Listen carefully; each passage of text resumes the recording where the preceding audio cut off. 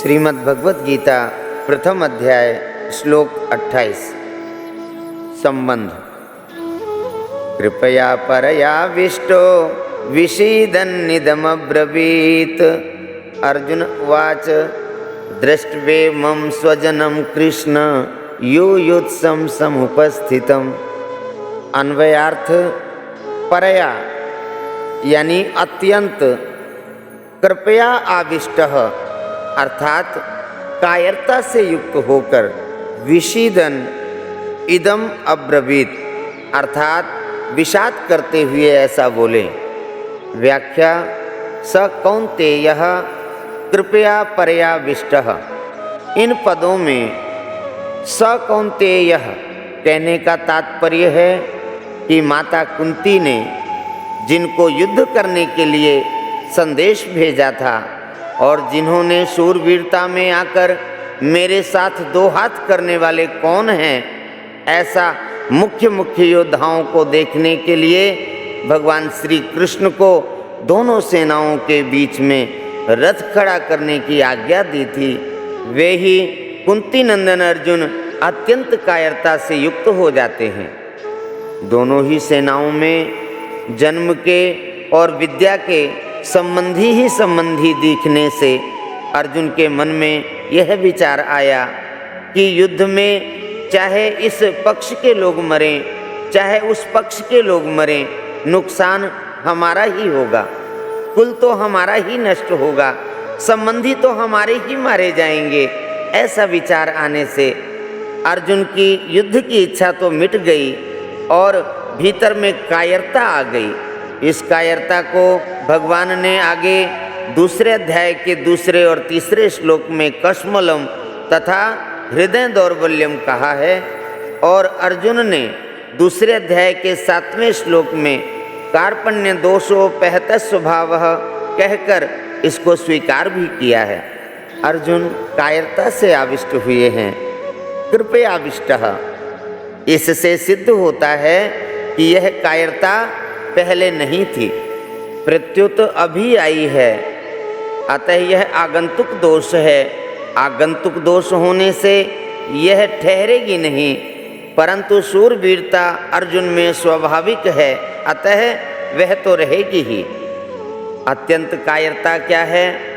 बिना किसी कारण निंदा, तिरस्कार, अपमान करने वाले, दुख देने वाले, बैर भाव रखने वाले, नाश करने की चेष्टा करने वाले दुर्योधन, दुशासन, शकुनी आदि को अपने सामने युद्ध करने के लिए खड़े देखकर भी उनको मारने का विचार न होना, उनका नाश करने का उद्योग न करना, यह अत्यंत कायरता रूप दोष है। यहाँ अर्जुन को कायरता रूप दोष ने ऐसा घेर लिया है कि जो अर्जुन आदि का अनिष्ट चाहने वाले और समय समय पर अनिष्ट करने का उद्योग करने वाले हैं, उन अधर्मियों पापियों पर भी अर्जुन को करुणा आ रही है और वे क्षत्रिय के कर्तव्य रूप अपने धर्म से च्युत हो रहे हैं। विषीदन्निदम अब्रवीत, युद्ध के परिणाम में कुटुंब की, कुल की, देश की क्या दशा होगी, इसको लेकर अर्जुन बहुत दुखी हो रहे हैं और उस अवस्था में वे ये वचन बोलते हैं जिसका वर्णन आगे के श्लोकों में किया गया है। अर्जुन उवाच दृष्ट्वेमं स्वजनं कृष्ण युयुत्सं समुपस्थितम्। कृष्ण, हे कृष्ण, युयुत्सुम यानी युद्ध की इच्छा वाले, इमं स्वजनम समुपस्थितम अर्थात इस कुटुंब समुदाय को अपने सामने, समुपस्थितम अपने सामने उपस्थित, दृष्टवा यानी देखकर। व्याख्या दृष्ट्वेमं स्वजनम कृष्ण, अर्जुन को कृष्ण नाम बहुत प्रिय था। यह संबोधन गीता में 9 बार आया है। भगवान श्री कृष्ण के लिए दूसरा कोई संबोधन इतनी बार नहीं आया है। ऐसे ही भगवान को अर्जुन का पार्थ नाम बहुत प्यारा था, इसलिए भगवान और अर्जुन आपस की बोलचाल में भी ये नाम लिया करते थे और यह बात लोगों में भी प्रसिद्ध थी। इसी दृष्टि से संजय ने गीता के अंत में कृष्ण और पार्थ नाम का उल्लेख किया है। यत्र योगेश्वरः कृष्णो यत्र पार्थो धनुर्धरा। धृतराष्ट्र ने पहले समवेता युयुत्सवः कहा था और यहाँ अर्जुन ने भी युयुत्सुम समुपस्थितम कहा है, परंतु दोनों की दृष्टियों में बड़ा अंतर है। धृतराष्ट्र की दृष्टि में तो दुर्योधन आदि मेरे पुत्र हैं और युधिष्ठिर आदि पांडु के पुत्र हैं, ऐसा भेद है।